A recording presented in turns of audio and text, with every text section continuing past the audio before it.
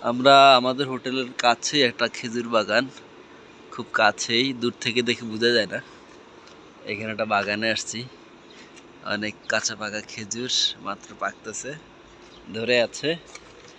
এত সুন্দর, আসলে এখানে না আসলে বোঝা যায় না এত সুন্দর বাগান, এত সুন্দর খেজুর। মাশাআল্লাহ মাশাআল্লাহ, খেজুর পাকতেছে।